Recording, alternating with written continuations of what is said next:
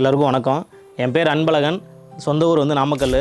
நான் சிங்கப்பூரில் ஒர்க் பண்ணிகிட்ருக்கேன். இந்த இடம் வந்து பெருமாப்பட்டி, நாமக்கல்லிருந்து ஒரு 35 கிலோமீட்டரு. இங்கே வந்து விவசாய நிலம் வந்து ஒரு 3 வருஷத்துக்கு முன்னாடி வாங்கினேன். ஆட்களை வந்து வச்சு வந்து விவசாயம் பண்ணிக்கிட்டு இருந்தேன் ஒரு 2 வருஷம். இந்த ஆள் பிரச்சனை பெரும் பிரச்சனை இருக்குது. ஏன்னா வந்து சரியாக தண்ணி பாய்க்க மாட்டேங்கிறாங்க. கம்பி வேலி போட்டு அதுக்கப்புறம் வந்து ஃபுல் பைப் லைன் போட்டு அதுக்கப்புறம் சொட்டு நீர் எல்லாம் போட்டோம். காடு பூரா வந்து சொட்டு நீர் போடணும்னு சொல்லிட்டு அவங்க வந்து பார்த்து இது பண்ணுறப்ப வந்து இந்த மாதிரி ஆட்டோமேஷன் இருக்குது அப்படின்னு சொல்லி நம்மளுக்கு வந்து ரெக்கமெண்ட் பண்ணாங்க.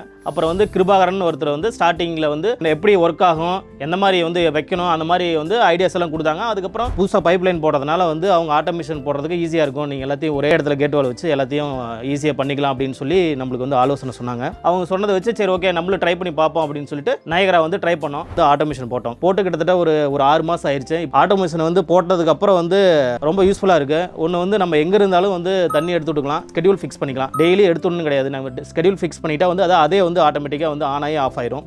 இன்னொன்று டைமிங் ஃபிக்ஸ் பண்ணிக்கலாம். சம்டைம் வந்து நான் சிங்கப்பூர் போயிடுவேன், அங்கேருந்து கூட நம்ம வந்து தண்ணி எடுத்து விட்டுக்கலாம். ஒரு டைம் நம்ம ஆள் பிடிச்சி தண்ணி மாறணும் அப்படிங்கிற அந்த ஒரு இஷ்யூ இல்லை. 2 பீஸில் இருக்கா 3 பீஸில் இருக்கா, சம்டைம் வந்து ஊர்லேருந்து கூட ஃபோன் அடிச்சு கேட்பாங்க கரண்ட் வந்து எத்தனை பீஸில் இருக்குன்னு. நம்ம ஆப்பை பார்த்து நம்ம சொல்கிற மாதிரி நிறையா யூசேஜ் இருக்குது.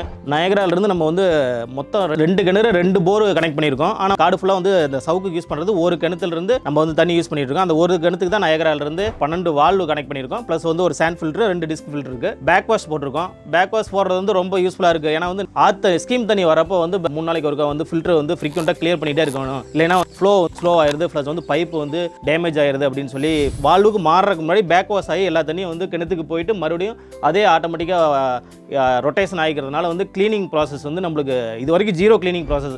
3-4 மாதம் ஆகுது. இது வரைக்கும் நான் வந்து ஒரு ஃபில்டர் கூட எனக்கு க்ளீன் பண்ணதில்லை. அது மாதிரி ஃபில்டர் வந்து சோக் ஆகிருக்கா இல்லையான்னு 2 பக்கம் மீட்டர் வச்சுருக்கோம். அதனால் இன் அண்ட் அவுட் வந்து பார் வந்து நம்ம செக் பண்ணிக்கிறோம். அது யூஸ்ஃபுல்லாக இருக்குது. இப்போ நயகராலேருந்து வந்து ஓரோ ஜெம் கொடுத்துருக்காங்க. அதான் வந்து ஓவர் ஹெட் கண்ட்ரோல் யூனிட்.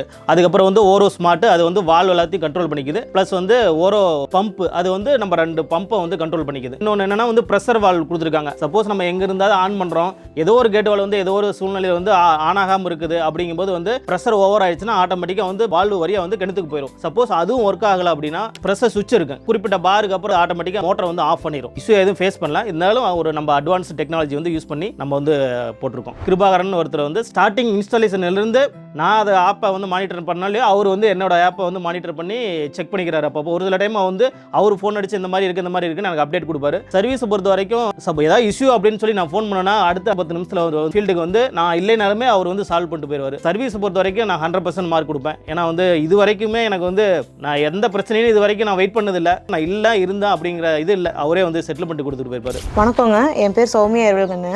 எங்கள் வீட்டுக்காரர் வந்து விவசாயத்து மேலே இருக்கிற ஆர்வத்தில் வந்து ஒரு 5 ஏக்கர் காடு வாங்கி பாடு பண்ணணும்னு சொல்லிட்டு வாங்கினாருங்க. வேலைக்கு காரணமாக அவர் சிங்கப்பூர் போயிட்டாருங்க. 2 வருஷம் ஆள் வச்சுருந்தாங்க. காட்டில் இருக்கானா இல்லையா ஒன்றுமே தெரிய மாட்டேங்குது. ஃபோன் அடித்தாலும் எடுக்க மாட்டான். வந்து பார்த்துட்டும் போக முடியல. நம்ம அங்கேருந்து இங்கே வரணும்னா 35 கிலோமீட்டர் 3 பஸ் மாறி வரணும். ரொம்ப சிரமமாக இருந்துச்சு. ஆள் வச்சாலும் காசு வருஷத்துக்கு பார்த்திங்கன்னா எப்படி ஒரு 2 லட்சம் வந்துடுது. அது ஒரே இன்வெஸ்ட்மெண்ட்டாக இதில் போட்டோம்னு வச்சுக்கோங்க, நமக்கு பொருளுக்கு பொருளாயிரும். நம்மளும் வந்து பார்க்கணுன்னு அவசியம் இல்லை. அதனால சரின்னு சொல்லிட்டு ட்ரை பண்ணோங்க. இப்போ நைட்டு 12 மணிக்கு நம்ம ஃப்ரீயாக இருக்கோமா, தூங்க உட்காந்து தண்ணி எடுத்து விடலாம். இல்லை 4 மணிக்கு எடுத்துடுறோமா, நம்ம நினச்ச நேரம் எடுத்து விடலாம். இப்போ தான் ரொம்ப திருப்தியாக இருக்குது. இந்த 3 வருஷத்து அளவில் இப்போ தாங்க நான் அந்த தண்ணி பாய்க்கிறது கவலையே இல்லாத இருக்கும். இப்போ அதுவே ஆட்டோமேட்டிக்காக பாய்ச்சிக்குது, நின்றுக்குதுங்க. நன்றிங்க எல்லாத்துக்கும்.